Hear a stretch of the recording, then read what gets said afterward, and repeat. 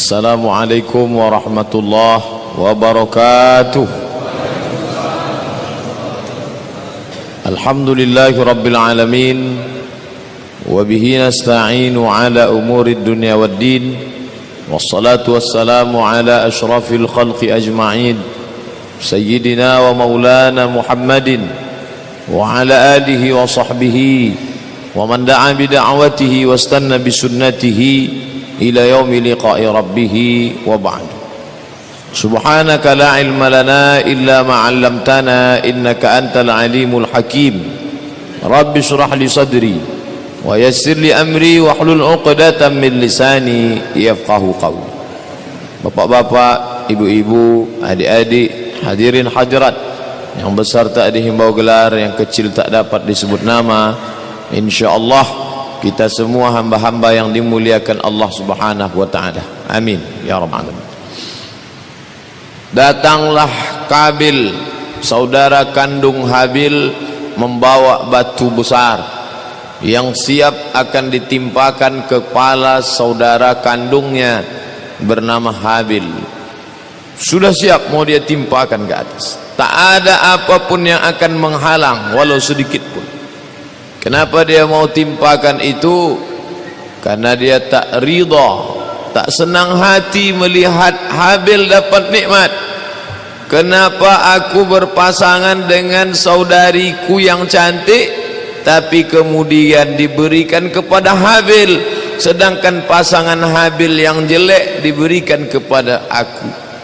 Muncul marahnya, bangkit egonya, datang amuknya. Apa sebab? Tak ridha menerima keputusan Allah Subhanahu wa ta'ala. Lalu dia katakan, la imbasatta ilayya yadaka litaqtulani.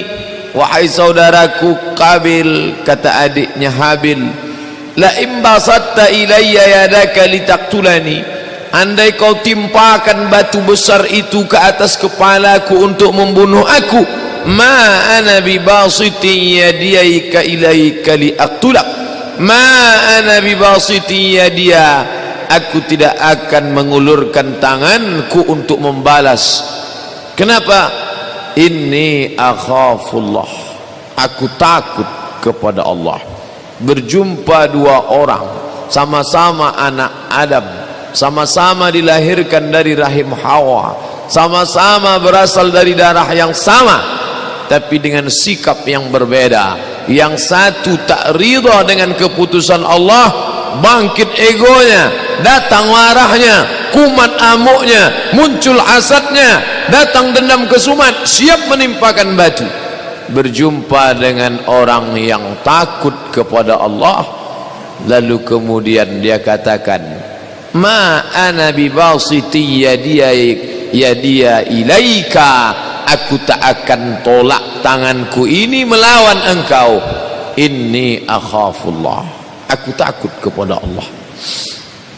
Dalam kasus yang lain, rajulun, ada seorang laki-laki, da'athum ra'atun, diajak oleh seorang perempuan untuk melakukan perbuatan yang amat sangat terlarang. Apa perbuatannya? Zina. Yang mengajak ini pula bukan tanggung-tanggung, sifatnya dua. Zata mansibin, punya kedudukan yang tinggi, wa jamalin, cantik. Kedudukan tinggi, cantik. Ada orang kedudukan tinggi, jelek. Ada orang cantik tapi kedudukan tak tinggi. Yang lebih parah, udahlah tak punya kedudukan, jelek pula. Ini yang mau mengajak berzina ini zata mansibin, kedudukan tinggi, wa jamalin, cantik. Apa jawab si laki-laki itu ketika akan diajak berzina? Ini hawa nafsu bergelora, perempuan ini dalam keadaan puncak libido seksualnya, dia ajak ini anak lajang berzina. Kedudukan tinggi, tak satu pun melarang dia. Cantik, tak satu pun menolak dia. Menurut dia tak akan ada melarang, karena saya punya jabatan tinggi. Tak akan ada yang menolak karena saya cantik. Tanpa diduga jawaban laki-laki itu, apa kata dia? inni akhafullah, aku takut kepada Allah. Coba tengok, sama jawaban Habil dengan jawaban orang yang tak jadi berzina, jawabannya sama-sama takut kepada Allah. Lalu kemudian 3 orang berada di dalam gua, turun hujan rintik-rintik, mereka musafir jalan, tiba-tiba turun hujan, mau bernaung di bawah pokok kayu tak ada, mau bernaung di dalam rumah tak nampak, nampaklah bukit dengan lubang gua menganga. Masuk mereka ke dalam.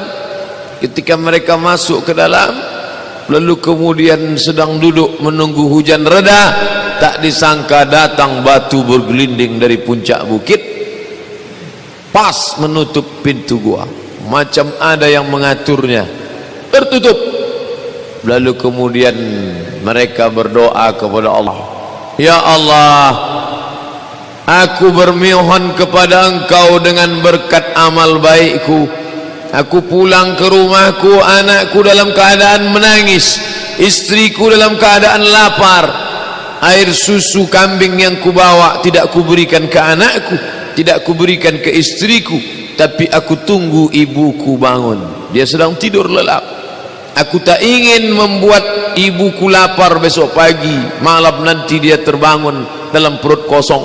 Kutahankan mendengar tangis anakku, kutahankan permintaan istriku, kupegang air susu kambing ini menunggu ibuku bangun. Kalau memang ini amal saleh, ya Allah, bukakanlah pintu gua ini. Allah bukakan sedikit, belum cukup untuk keluar. Yang satu berkata, ya Allah, aku punya seorang pembantu, dia bekerja kepadaku dan aku mau bagi gajinya, tiba-tiba dia hilang, tak tahu entah kemana perginya. Kemana uang ini mau aku serahkan? Aku takut memakannya, takut menjadi darah daging yang haram. Aku mau mensedekahkan, kemana mau aku berikan? Bukan pemiliknya. Akhirnya aku belikan uang itu ke kambing, dan kambing itu sekarang sudah beranak pinak, berkembang biak, bercucu cicit, kambing itu banyak. Sekarang datang pembantuku itu entah dari mana, tiba-tiba dia muncul, lalu aku panggil dia, hai pembantuku, sini. Ada apa tuan? Ingat dulu kamu waktu pergi tidak pamit. Ya. Sudah ambil gaji belum? Belum.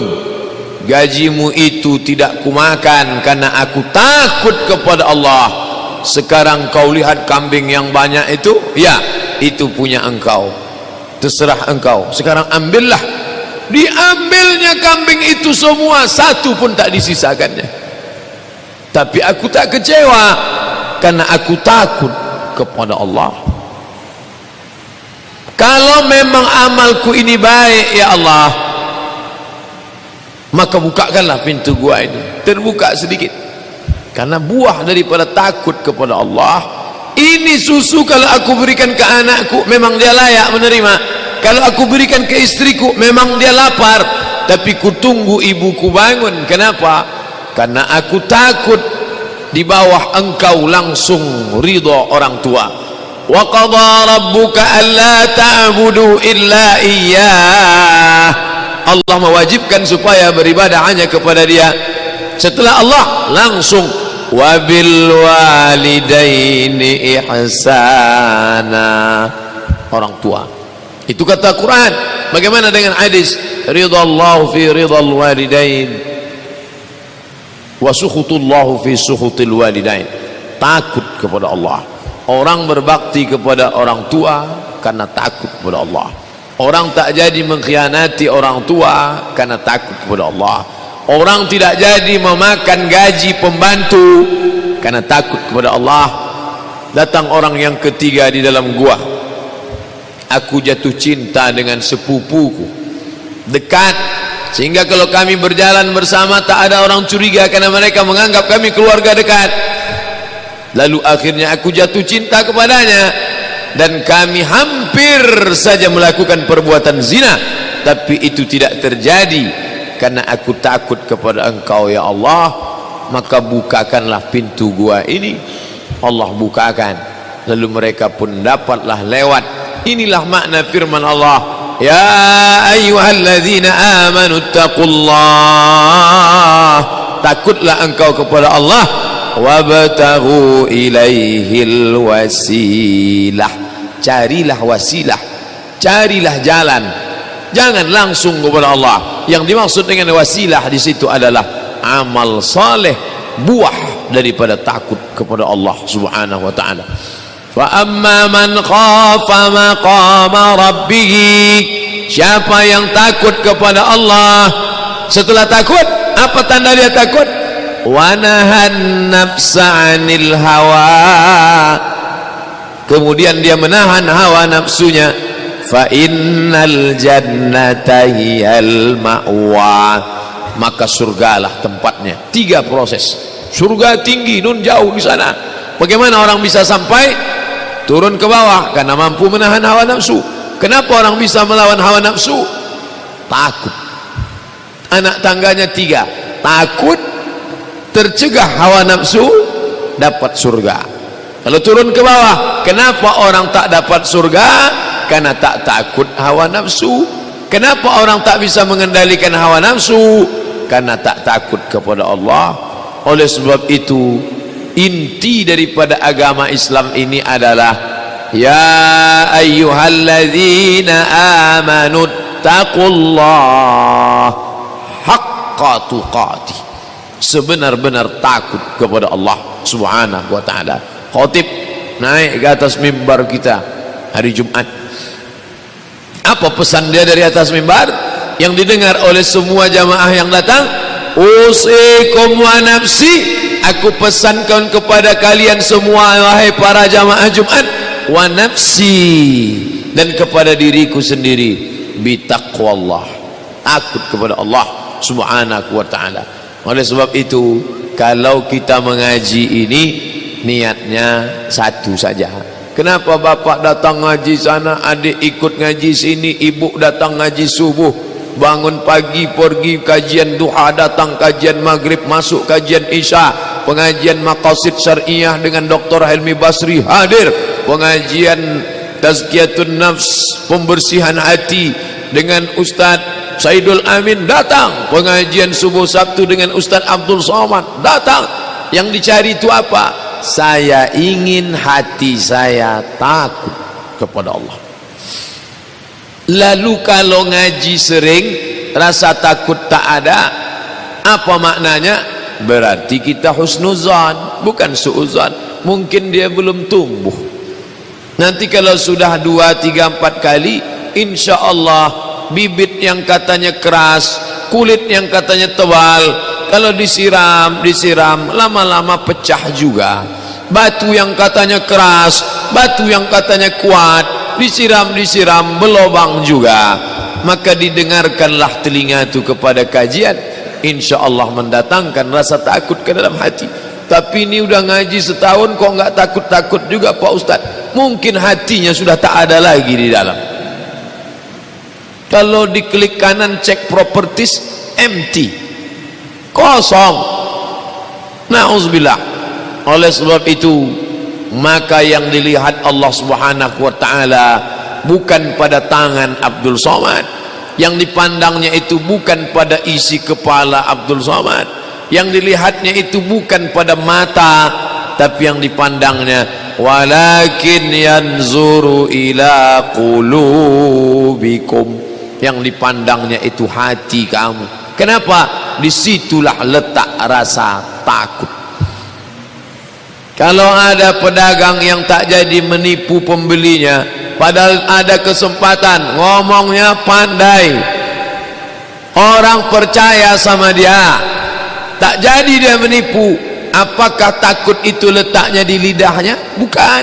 Apakah takut itu di tangannya? Tidak. Di mana letak? Di hatinya. Makanya kata Nabi, ala fil jasadi mut'ah, ketahuilah di dalam badanmu itu ada mut'ah, sesuap, segumpal, sekepal. Idza saluhat, kalau dia baik, saluhal jasadu kulluh, yang lain ikut menjadi baik. Wa idza fasadat, kalau dia rusak, fasadal jasadu kulluh, maka yang lain ikut menjadi rusak.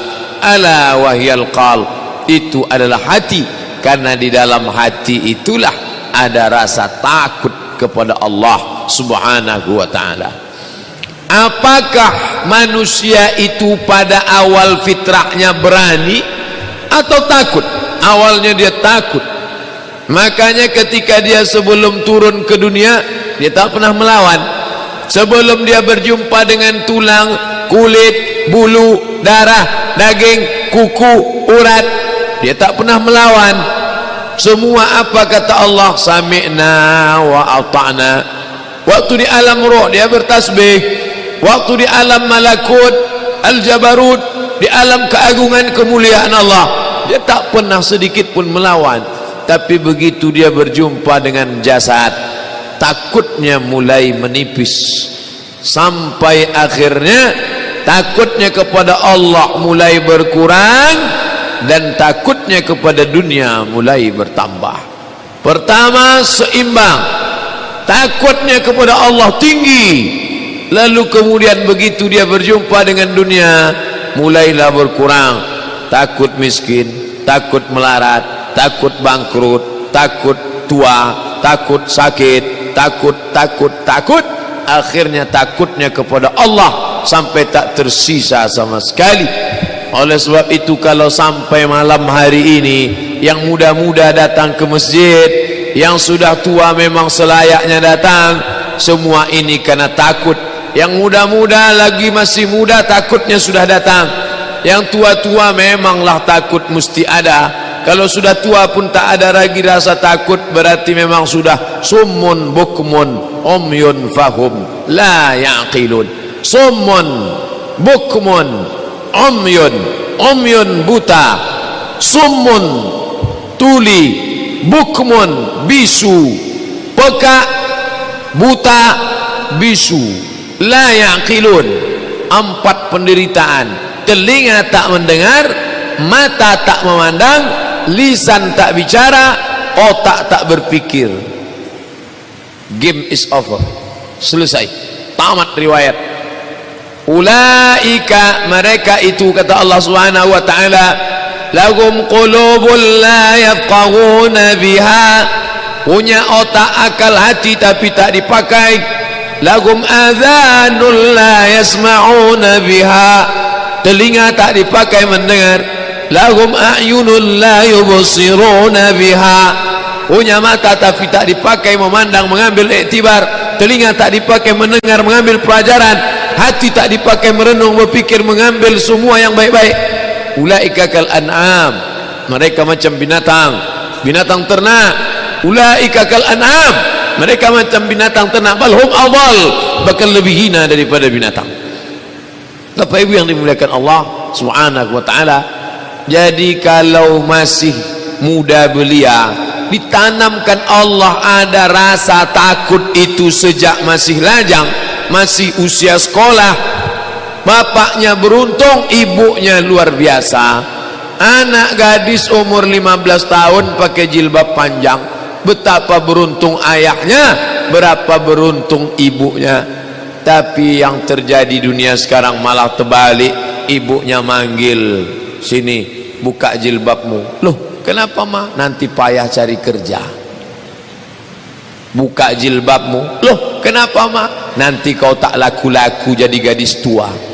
Anaknya takut sama Allah, orang tuanya takut sama dunia. Ini terjadi sekarang. Na'udzubillah. Bapak Ibu yang dimuliakan Allah SWT, takut dia anak tu tak bisa kerja, takut dia anak tu nanti tak makan, takut dia anak tu nanti tak laku, anak lajang tak akan meminang dia karena jilbabnya panjang, disangka nenek-nenek. Di mana imannya kepada yang gaib, yang mengatur jodoh, langkah rezeki, pertemuan maut? Di mana imannya kepada yang maha gaib, yang mengatur segala rezeki di alam di dunia? Betapa ini orang keyakinannya seujung kuku, tak dipandang di hadapan Allah Subhanahu wa ta'ala. Dunia ini sudah masuk ke dalam otaknya, dunia ini sudah masuk ke dalam hatinya, sehingga hatinya yang kecil itu dipenuhi oleh dunia. Betapa senangnya si anak muda ketika dibelah hatinya, ditengok apa isinya, takut kepada Allah. Tapi yang tua tadi begitu dibelah hatinya, ditengok apa isinya? Takut miskin, takut melarat, takut tak kerja, takut tak laku, takut. Ini tak bisa dipoles dengan kepura-puraan, tak bisa ditampilkan dengan pencitraan. Ini real, bukti nyata. Oh, Ustadz Abdul Somad tu nampaknya tak ada lagi takutnya. Kenapa? Karena dia pecinya tak pernah lepas. Takut bukan di peci. Oh, mungkin dia tak lagi takut dengan dunia. Kenapa? Karena dia pakai baju koko terus. Takut bukan pada baju koko. Kalaulah takut pada baju koko, dari dulu kita beli baju koko biar takut sama Allah. Dia dilepas, takutnya hilang. Kalau takutnya di peci, takutnya di peci, pecinya dilepas, takutnya hilang. Kalau takutnya di baju koko, bajunya lepas, takutnya hilang. Kalau takutnya di titel, titelnya dicopot kampus, takutnya hilang. Maka ada satu yang tak pernah hilang. Yauma la yanfa'u malun wala banun. Hari itu tak ada guna harta, tak ada guna anak, illa man atallah, kecuali orang yang datang menghadap Allah biqalbin, dengan hati salim. Salim, baju yang putih, tak ada noda, tak ada kotor, tak ada sampah, tak ada bintik-bintik, disebut dengan kain yang salim. Hati yang tak ada takut pada manusia, tak ada takut pada dunia, tak ada takut hilang nikmat, tak ada takut, semuanya hanya takut kepada Allah. Biqalbin salim. Orang-orang yang hatinya salim itu, mereka itulah yang menolong agama Allah, dan Allah menolong mereka. Mereka tolong agama Allah, mereka tolong ajaran Rasulullah, lalu Allah menolong mereka dengan membersihkan hati mereka. Maka apa kata Allah? Ala, ketahuilah, inna awliya Allah, orang-orang yang menolong agama Allah. Kalau kau tolong agamaku ini, aku akan tolong engkau dengan dua. Apa itu? La khawfun alaihim wala hum yahzanun. Akan kucabut rasa takut dari hatimu, wala hum yahzanun. Akan kucabut rasa sedih. Sedih itu datangnya dari mana? Dari hawa nafsu. Hawa nafsu itu letaknya di mana? Di dalam hati. Begitu hawa nafsu menguasai hati, muncul rasa sedih. Sedih kehilangan, sedih kematian, sedih kebangkrutan, sedih atas masa lalu. Akhirnya orang yang sedih itu duduk termenung sendiri. Sedih anak meninggal, sedih suami sakit, sedih kena diabetes meletus, sedih kebun digarap orang, sedih halaman rumah diambil oleh perusahaan jalan, sedih. Akhirnya tiap hari dia bersedih. Datang kawannya yang tak sampai hati nengok dia sedih, dibelikannya lah buku, judulnya Jangan Bersedih. La tahzan, don't be sad. Hai bro, aku tak sampai hati melihat kau bersedih tiap hari.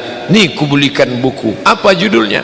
Don't be sad, jangan bersedih. Siapa menulisnya? Syekh Dr. Aid Al-Qarni, yang baru saja ditembak di Filipina. Sedihkah dia karena ditembak? Saya tak tahu. Tapi kalau menurut bukunya dia tak sedih, karena buku itu pun dia tulis ketika di penjara. Saat itu hatinya sedih. Kenapa ulama besar di penjara? Kenapa orang hebat dikucilkan? Kenapa ini? Akhirnya dia menghibur dirinya yang sedih. Dia katakan ke dirinya, hai hatiku, jangan kau sedih. Menjadi bestseller. Yang ditulis dari hati akan masuk ke hati. Yang disampaikan dari hati akan menyentuh hati. Yang dari mulut hanya sampai ke mulut saja. Multi level marketing, mulut ke mulut. Bapak Ibu yang dimuliakan Allah Subhanahu wa ta'ala, oleh sebab itu, mempankah buku Jangan Bersedih bolak-balik dia baca? Kenapa tak menyentuh juga ke dalam? Dia lupa yang memiliki hati itu bukan kita. Kita hanya dipinjamkan sebentar. Ini hati ku pinjamkan untukmu, tapi bukan milikmu. Kalau aku mau menggerakkan dia, kau jadi senang terbahak-bahak. ketawa, tak ada beban. Tapi ketika aku ingin kau menjadi susah, keningmu berkerut, wajahnya seperti orang sudah umur 70-an, padahal umurnya baru 17. Kerutnya susah, stres, depresi, tertekan. Qalbul mu'min baina asabi'ir rahman.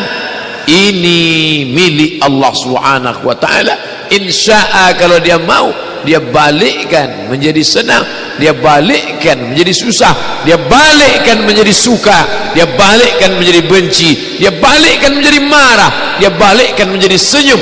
Oleh sebab itu, habib habibaka haunamma, kalau kau sayang, sayang secukupnya aja. Karena nanti begitu benci datang, kau tak dapat mengendalikannya. Begitu juga kalau kau benci, jangan kau habiskan semuanya. Nanti begitu sayangmu datang, kau lupa, akhirnya kau katakan kaulah bulan, kaulah bintang. Sementara orang ingat, dulu ngomongnya tak begitu. Betapa hati bukan punya kita, punya siapa? Ya muqallibal qulub, wahai engkau yang membolak balikkan hati.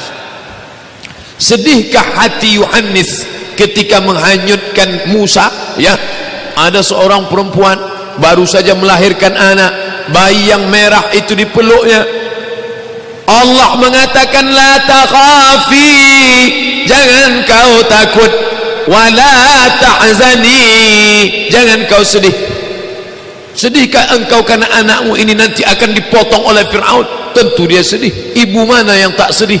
Anaknya bukan kena penyakit demam berdarah, anaknya bukan kena penyakit campak, anaknya bukan kena sakit demam panas, anaknya akan disembelih Fir'aun. Nama ibu perempuan muda itu Yohanes. Lalu kata Allah Ta'ala, la takhafi, jangan kau takut, wala ta'zani, jangan kau sedih. In khifti alaihi, kalau kau takut anakmu ini disembelih Fir'aun, fa'alqihi fil yammi, masukkan dia ke dalam kotak kayu. Kotak kayu, masukkan dia ke dalam. Fa'alqihi fil yammi, letakkan dia di sungai Nil. Sungai Nil, sungai terpanjang di dunia. Jembatan tinggi di Tahrir Square menjadi saksi betapa sungai ini luar biasa. Saya tak bisa membayangkan waktu saya tegak menengok sungai Nil, ya Allah, beginilah bentuk sungai. Sampai-sampai kita mendengar ada nanti binatang yang besar mulutnya, kuda Nil. Walaupun saya tak pernah menengok kuda Nil, 4 tahun di Mesir tak pernah menengok kuda Nil. Malah kuda Nil di kebun binatang kita sini. Bagaimana nanti anak ini? Cemas, takut, sedih, khawatir, gundah, galau. Tapi Allah sudah jamin, jangan kau takut, jangan kau sedih. Letakkan dia di situ. Apakah pada saat itu Yohanes berkata, ya Allah, nanti kalau ku letakkan di sini hanyutnya kemana? Nanti hanyutnya berapa hari? Pulangnya kapan? Dia tidak bertanya itu. Sami'na wa ata'na, ku dengar, aku ikut, aku patuh, ku serahkan pada engkau ya Allah. Lalu kemudian dia hanyutkan ke sungai Nil. Allah berjanji, inna radduhu ilaiki, nanti akan kubalikkan dia kepada engkau, waja'iluhu minal mursalin, akan kujadikan dia salah satu dari rasulku. Sedihkah artinya? Ya, siapa yang tak sedih? Tapi begitu cepat Allah membalikkan yang hitam menjadi putih, yang putih menjadi hitam, yang susah menjadi senang, yang senang menjadi susah. Hati yang sedih. Ternyata di sana ada juga perempuan yang selama ini sedih. Kenapa sedih? Sudah lama menikah tak ada anak. Sedih tak ada anak. Selalu minta, ya Allah kasih anak, tak ada anak. Ternyata saat dia mandi di sungai, dia tengok ada kotak kayu terombang-ambing di tengah sungai Nil yang riak gelombangnya kencang. Wahai dayang-dayang, jemput itu ada kotak kayu. Ada apa gerangan? Bawa kemari. Aneh, mana tahu ada isinya apa-apa. Coba tengok.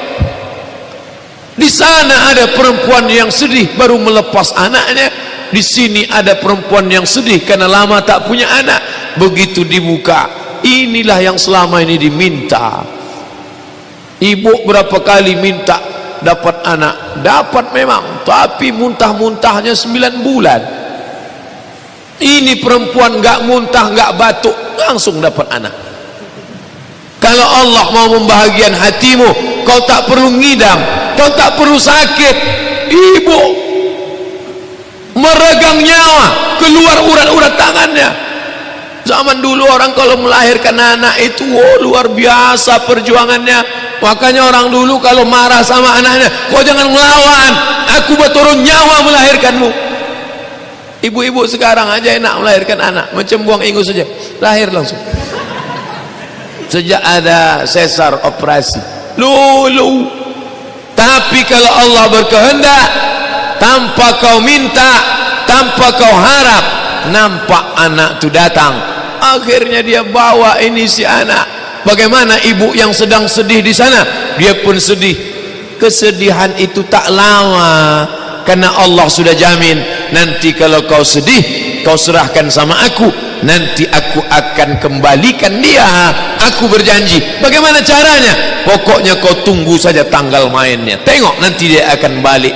Menangis Musa siang malam pagi petang. Diberi ibu-ibu yang menyusukan anak, ibu-ibu yang punya anak kecil, mari sini susukan ini. Satu pun anak itu tak bisa mendiamkan dia, terus menangis sampai akhirnya ibu kandungnya mendengar berita ada sayembara lomba menyusukan anak.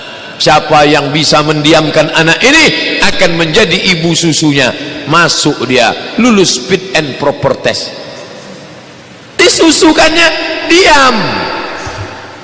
Yang tak punya anak mendapat anak tanpa hamil mengandung, Asiyah istri Fir'aun. Yang kehilangan anak menurut akal manusia tak akan balik, karena hanyut di sungai terpanjang di dunia. Dulu orang Arab itu bingung, saking panjangnya sungai Nil itu, di manalah muaranya ini ya, di sorga gitu. Sekarang setelah telusuri dari laut Mediterania terus ke bawah sampai ke lembah Victoria, Afrika Tengah. Begitu jauhnya, tak terpikir di kepala Yohanes bahwa anak itu akan kembali, dan cara Allah mengembalikannya simple saja, hanya tangisan seorang Musa yang juga bersedih. Asiyah bersedih, akhirnya tersenyum. Yohanes bersedih, akhirnya tersenyum. Musa bersedih, akhirnya tersenyum. Musa bersedih karena mendapatkan hasil air susu ini. Katanya jangan bawa menjadi yang lain. Musa mendapatkan kesenangannya, Asiyah mendapatkan kesenangannya, Yohanes mendapatkan kesenangannya. Tiga hamba Allah yang katanya lemah, yang katanya takut, yang katanya cemas, yang katanya sedih, ibu-ibu dan anak-anak. Makanya tiga orang ini sekarang sedang dibela mati-matian. Komisi Perlindungan Anak, Komisi Perlindungan Perempuan. Ustaz dianggap tidak sedih, makanya tak ada Komisi Perlindungan Ustaz. Belum ada. Ini dianggap orang paling sedih di dunia. Istri sedih, anak sedih, tapi yang tiga ini justru disenangkan Allah. Malah yang mengatakan dia paling hebat, dia sekarang sedang bersedih uring-uringan, gatal kepalanya, karena dalam mimpinya itu dia melihat ada anak kecil yang menarik mahkotanya. Dia sudah kumpulkan para penasehatnya. Hai penasehat, yang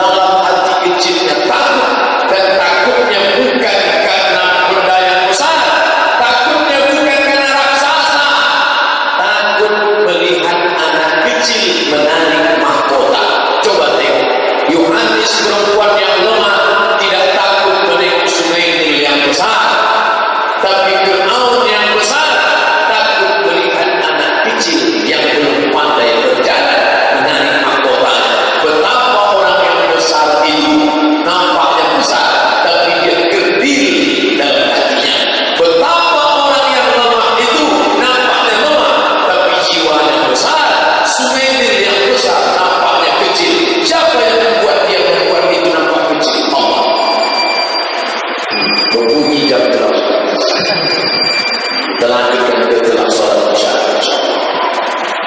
Yang besar-besar ini